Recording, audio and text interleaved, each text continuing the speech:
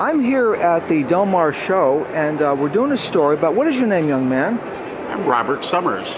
Middle name's Stephen with a V. Stephen with a V. Recently, when I spoke to you, I think it was at the Com show, you had told me that there was some pressure placed upon you by an antique collector, and he disagreed with your political views.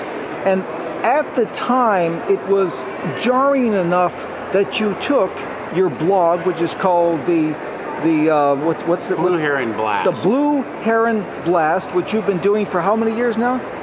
6. 6 years, and you have about how many posts? I have 4,000 posts, 500,000 views. So you have 4,000 posts, and you've been doing for 6 years.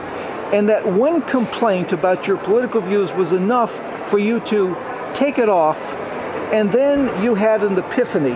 Is that right? What was that epiphany? I mean, well, I've had negative views from time to time from several people that espouse different political views than my own, and it's not one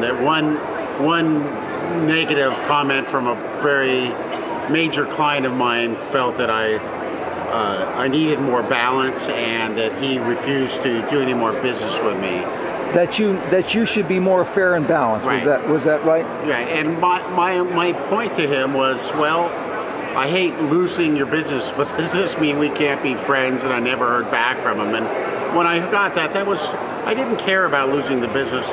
Business comes, business goes. But I hate losing a friend. What was particularly galling and troubling for me was the fact that I wasn't taking a stance. I was merely putting an economics graph up regarding income inequality in this country, and so we could have a discussion. But there's certain people that don't even want to have a discussion. So, I've always been very careful not to merchandise my blog, to keep my business separate from my own personal and political leanings. But this person felt that he sent me an email that it was like, we're going to squeeze you. If that's the way you feel, I'm not doing any more business. So, well, I was wondering, if I were to see that graph, would I come to a conclusion about what was the point that you were trying to make by showing that graph? I wasn't. I think that I can't get into your head and tell you what kind of conclusions you may or may not. Is it likely that the graph was such a... It was such a jarring graph about how the 1%, the movement in money to the top of economic pyramid, which I think is actually, yes, many of my clients reside at that 1%. And so perhaps it's very stupid from a business perspective to bite the hand that feeds me. But on a human level, I thought it was an interesting graph that was developed by Dan Ariely from Duke University that my readership would find interesting.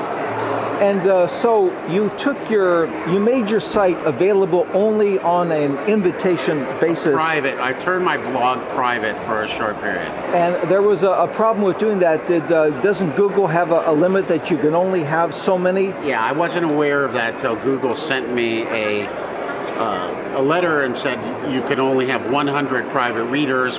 And I have 1,000 people a day around the world reading me. And I just said, you know what, screw this, I'm going to let the chips fall where they may, and I'm going to just go back to writing.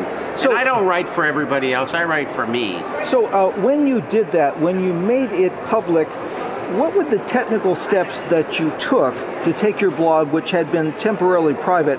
What did you do? There's a button you pressed? Yeah, it's just a very simple machination to take your blog private and public again. Okay, so there's a little dashboard. There's a little dashboard, and there's a little tab that says public or not. Right. So then what did you do about those people who were the 100 most loyal of your subscribers?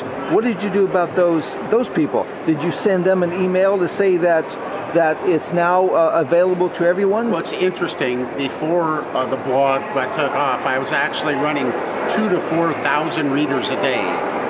Now I'm back up to about 800. So a lot of people were going to my blog and seeing, you must get permission. I had people in Ulaanbaatar, Mongolia, Iceland, the farthest reaches of this planet, everywhere but Antarctica, I have readers. So many of these people never came back. So Antarctica was boycotting you? Is that what you're saying? Well, let's just say our relationship got a little bit icy. Yeah, they're a very hard audience. Yeah. And so, but if you know what, if you can nail those people in the Antarctic, you got it made. It's like making it in New York.